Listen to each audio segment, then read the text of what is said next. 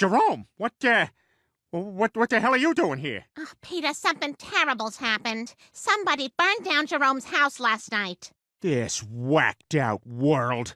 It just makes you want to grab your nephew and get in a van and shoot people in the D.C. area. Yeah, well, when I find the guy who did it, I'm gonna rip his arms off and do his wife in front of him. And no one would blame you. But meanwhile, Jerome, you are more than welcome to stay with us. What? Oh, well, thank you, Lois. Man, I'm so lucky to have real friends like you and Peter. Well, I guess you can stay here. But I'll tell you one thing. Oh, hang on a sec.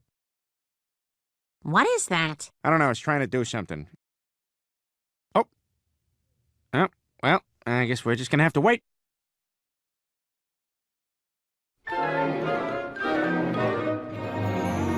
So how long is Jerome gonna be staying with us, Dad? I don't know, Chris, but the sooner he's out of here, the better. I don't trust him around Lois for a second. Oh, God, Jerome, that is so good. Oh, yeah, it's so hot and moist. These scones are delicious. You are quite the little baker, Jerome. Oh, thank God. What's going on in here? Relax, Mr. Furley. I thought what you thought, but it's okay. Well, it sounded like... I know, but it's fine. Go back to being dead. Peter, is everything all right? Yeah, Lois, everything's fine. You guys, having a little breakfast? Yes, and Jerome made scones. Would you like one? Oh, they're delicious. I thought maybe later today we could all... Oh my God, Mom's choking! Out of the way, I'm an EMT. Her airway's jammed. Come on now, just like that. I need some gravitational help. Oh no, her clothes are constricting, as are mine.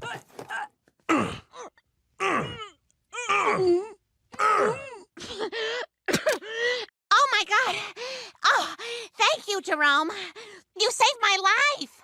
I'll have what she's having, says the funniest person in the room.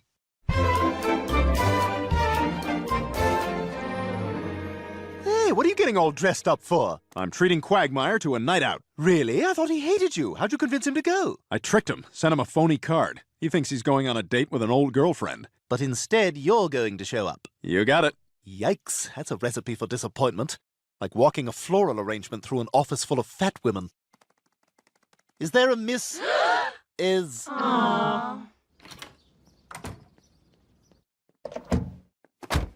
Well, Brian, where's Cheryl Teagues? Well, she's not coming. I wrote you that because I knew you'd never come if it was me, but I planned a big night and we're gonna have a great time.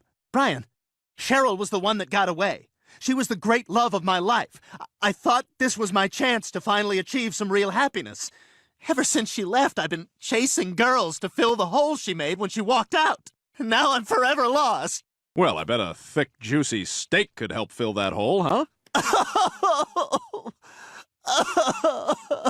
Oh, come on. It'll be great. Listen, Glenn, I want us to be friends.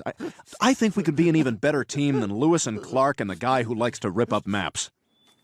All right, the Northwest Passage. Hey, can I see that?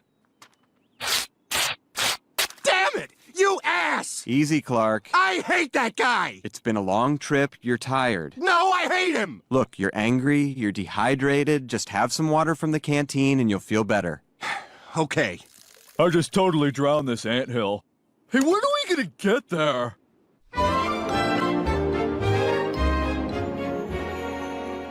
And this is Peter and I at our wedding. Oh, you look beautiful. And he's a handsome fella, ain't he? Well, I am ready for my evening. Oh, my God, Peter, what the hell? Peter, what are you doing? Oh, surely, Jerome, you don't want to stay in the same house as a ghost who carries a torch around. Oh, fire ghost. Oh, you scared yet? Didn't know this place was haunted, did you? Peter, take that thing off. Hey, what the hell's going on? I'll tell you what's going on. I have had about enough of you, Jerome. I know you want my wife, but you can't have her. You are no longer welcome in my house. What you talking about, Peter? But you can't have sex with Lois. Now, I want you out of here right now. I can't believe this. I thought I found a true friend in you.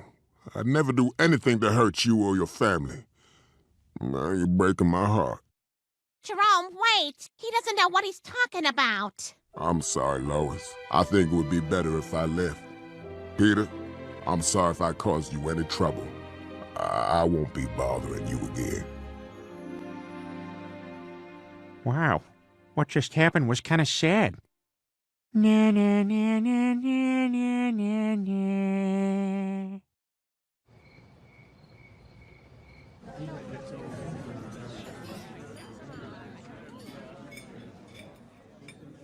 So, whose leg do you have to hump to get a dry martini around here? God, look at the size of these steak knives. What are they serving us? Tyrannosaurus Rex? Not likely.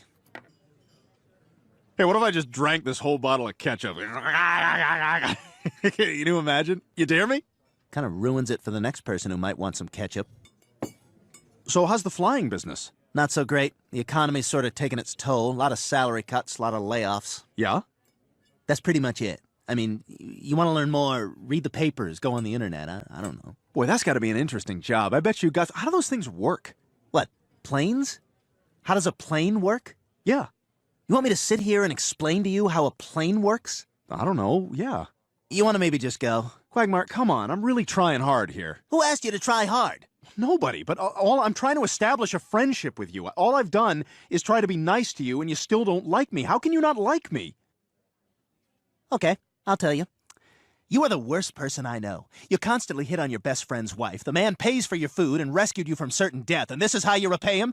And to add insult to injury, you defecate all over his yard. And you're such a sponge. You pay for nothing. You always say, ooh, I'll get you later, but later never comes. And what really bothers me is you pretend you're this deep guy who loves women for their souls when all you do is date bimbos. Yeah, I date women for their bodies, but at least I'm honest about it. I don't buy them a copy of Catcher in the Rye and then lecture them with some 7th grade interpretation of how Holden Caulfield is some profound intellectual. He wasn't. He was a spoiled brat. And that's why you like him so much. He's you. God, you're pretentious. And you delude yourself by thinking you're some great writer, even though you're terrible. You know, I should have known Cheryl Teagues didn't write me that note. She would have known there's no A in the word definite. And I think what I hate most about you is your textbook liberal agenda. How we should legalize pot, man. How big business is crushing the underclass. How homelessness is the biggest tragedy in America. Well, what have you done to help? I work down at the soup kitchen, Brian. Never seen you down there. You want to help? Grab a ladle. And by the way, driving a Prius doesn't make you Jesus Christ. Oh, wait, you don't believe in Jesus Christ, or any religion for that matter, because religion is for idiots.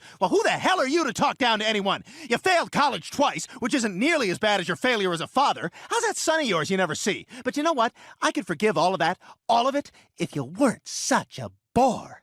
That's the worst of it, Brian. You're just a big, sad, alcoholic bore. I'll see you, Brian. Thanks for the steak.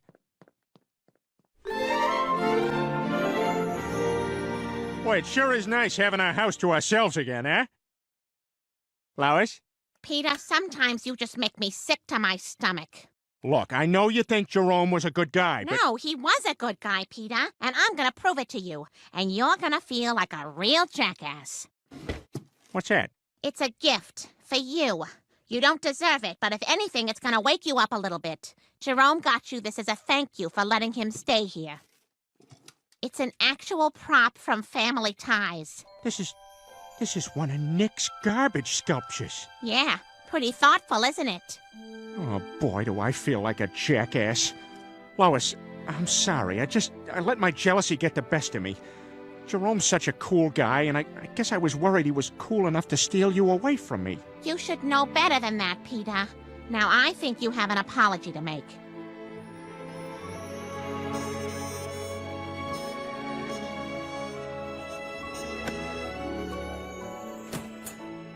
Hey, you look like you could use a pal. Oh, hi, Peter. Look, I'm sorry about how I acted. It's just, Lois means everything to me.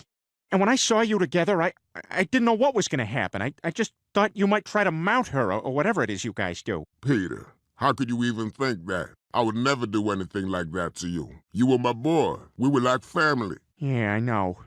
I messed up bad. I'm really sorry, Jerome. We cool, Peter.